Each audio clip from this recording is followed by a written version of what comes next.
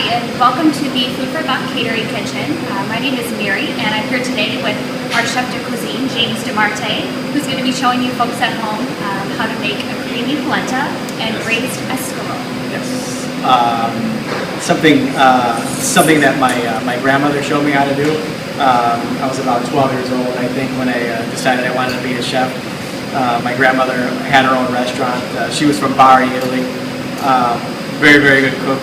Learned a lot from her. I was 12 years old, so that was 30 years ago, and here we are. So let's start with the polenta. Actually, we got a pot of boiling water here. I'm gonna put some salt, some kosher salt. James, why do you add salt to the water? Just for flavor. It's easier to incorporate the salt in the boiling water before you add the grains than incorporating it at the end. Just easier. Okay. Convenience thing.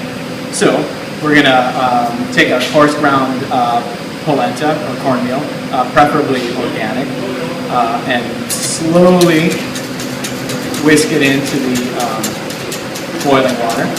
And James, is there a reason why you use a more coarsely ground meal as opposed to something more finely ground? It's a personal preference of mine. The coarse ground cornmeal retains its texture even after cooking for 35-40 minutes. You can still feel the individual grains on your tongue and your palate. Okay. And this is something that anyone can really find at the grocery store, right? Anywhere. Okay. Yes. Dominic's, Whole Foods, anywhere. So we're gonna stir that slowly into the boiling water. Okay. We're gonna turn the flame down really low. And about how long should you stir it before you're turning down the heat that low? We're gonna stir it until the cornmeal grains are incorporated into the water. Okay. Just very, very briefly. Okay. So turn the flame down very low, just to barely a simmer. And I'm going to show everybody a trick that my grandmother taught me. Normally, making polenta is a pretty laborious process. It requires constant stirring.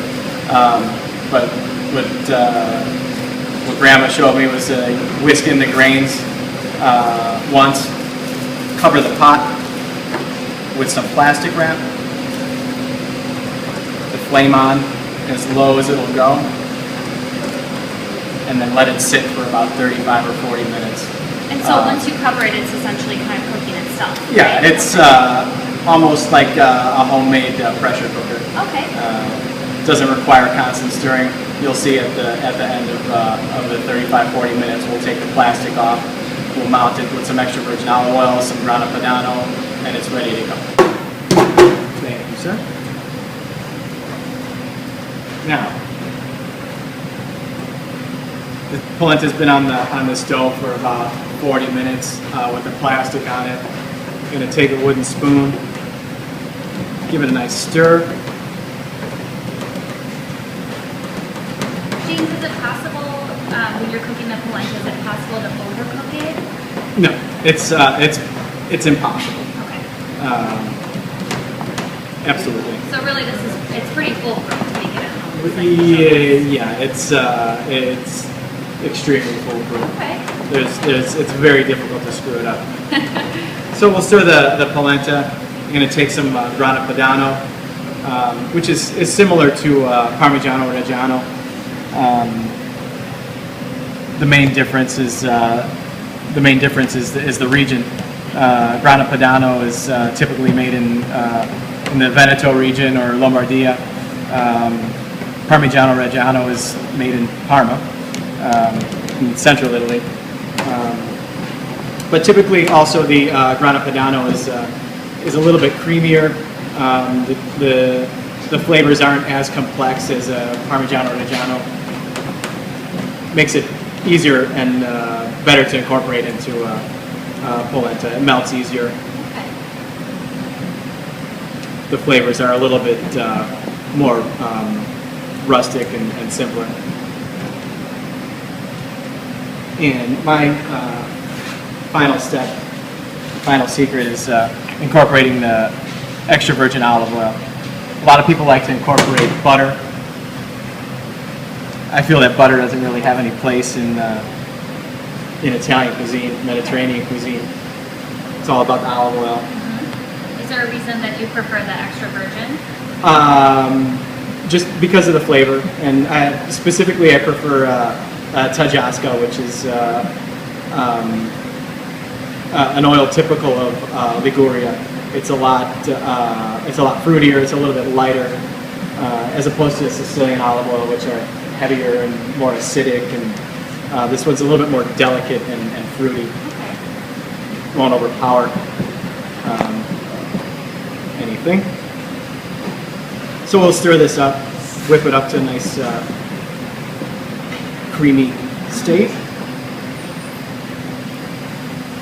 And when folks at home are making this, is it still over any kind of heat, or have you removed it completely? Completely removed from the heat. Adding the cheese, adding the olive oil. Yeah, just completely removed from the heat.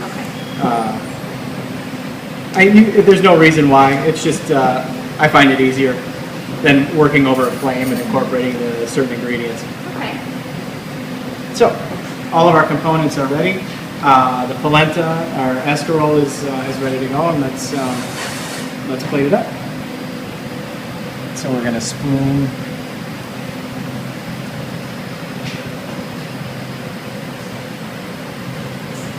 polenta in the plate. Nice big mound there.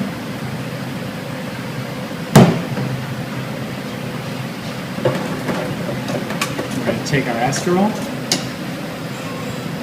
We're going to remove the bay leaf.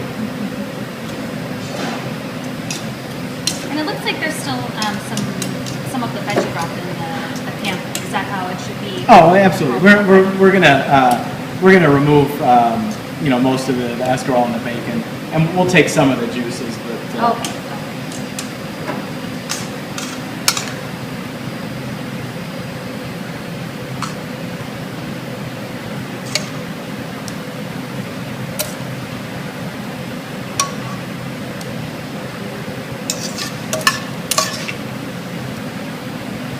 Okay.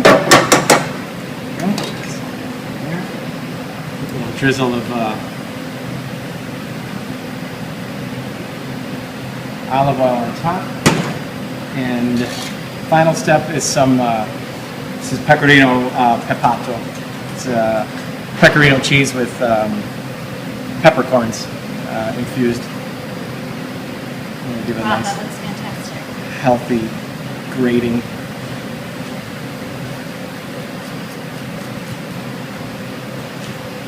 That on top.